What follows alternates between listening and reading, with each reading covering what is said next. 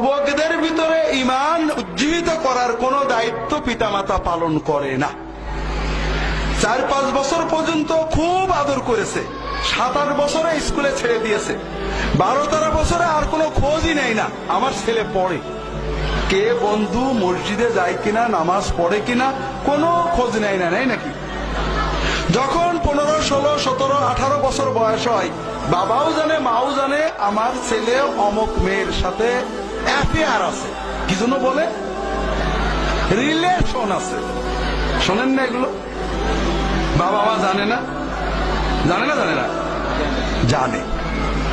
মেয়ের বাবাও জানে, ছেলের বাবাও জানে, মেয়ের মাও জানে, ছেলের মাও জানে যে এই বয়সে একটু কিছু হবেই, এটাই তো কথা।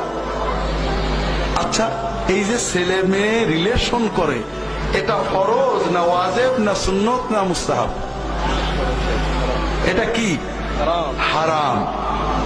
এই হারাম কাজ যদি কেউ মেনে নেয়, আওলাদ হারাম করে আর বলে নো প্রবলেম, ইটস ওকে, এ বড় হলে সেরে যাবে, তার কি ঈমান থাকে? শরীয়তের পরিভাষায় তাকে বলা হয় দ্য ইউথ। কি বলা হয়? The youth. এ হলো পিতামাতার অবস্থা। কিন্তু প্রবলেম অন্য জায়গায়। ওই যে যুবক যুবতী, ওদের ভিতরে ঈমান আছে, ওর মা শেখায়নি, বাবা শেখায়নি, ভাই শেখায়নি, বোন শেখায়নি, স্কুলে ঈমান শেখানো হয় না, প্রতিষ্ঠানে নেই, সমাজে নেই, টিভিতে নেই, তারপরেও ফিতরাতি ন্যাচারাল ঈমান ওর ভিতরে নড়ে। তাই তো এই যে ছেলে মেয়ে রিলেশন অবৈধ হলে গুনাহ হবে, কিন্তু মন টানে, সম্পর্ক হয়ে গেছে, একে অপরের কাছে আসতে চাই, আবার পাপের ভয়ে হুজুর গুনাহ, প্রেম মোবাইলে ফোন করলে গুনাহ হবে, হ্যাঁ বাবা গুনাহ হবে, কি করব? ওরা তখন ঈমানের তাড়নায় আজ যে অফিসে যে বিয়ে করে, এরকম ঘটনা ঘটে না? ঘটে না, ঘটে না? এতকাল হারাম করছিল, বাপ মার কোনো আপত্তি ছিল না, বিয়ে করা বড় হারাম, ঠিক না? না হালাল? এইবার বাপ মা আকাশ পাতাল ভেঙে ফেলে দেবে যে হারাম করছিলি, তুই হালাল কাজটা কেন করলি? আপনারা হাসছেন, বড় আফসোস লাগে ভাইরা, বড় আফসোস লাগে। আমার এক সন্তানই বলেন আর ছোট ভাই বলেন, বুয়েটের ছাত্র, ইঞ্জিনিয়ার, খুব ব্রিলিয়ান্ট ছেলে, বাপ মা দিনদার, ওকে হেফজখানায় দিছিল, হাফেজ হয়েছিল, এরপরে আলেম পাশ করে বুয়েটে গেছে, দাঁড়িয়ে আছে, আমার সাথে একটা প্রশ্ন উত্তর শিক্ষার একটা সম্পর্ক আছে।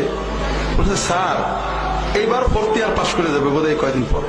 স্যার এতদিন পাপের ভয় হতো, খুব চেষ্টা করেছি পাপ থেকে রক্ষা করার, এখন পাপ ঘটে যাচ্ছে, কিন্তু বাড়িতে যদি বিয়ের কথা বলি মনে হয় যেন আসমান ভেঙে পড়ছে।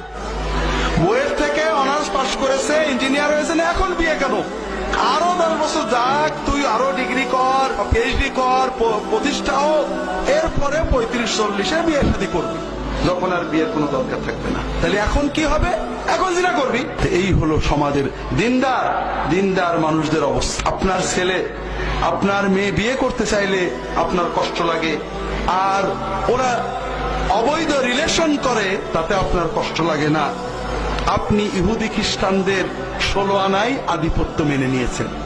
আপনি হয়তো নামাজ পড়ছেন, রোজা রাখছেন, আপনি শবে বরাত করছেন, আপনি হুজুরদের ওয়াজ শুনছেন, মনে করছেন মাশাআল্লাহ আমি কত মুসলমান, কিন্তু সন্তানের প্রতি দায়িত্বের এই অবহেলায় আপনাকে আল্লাহর কাছে পাকড়াও হতে হবে। আল্লাহ হেফাজত করুন।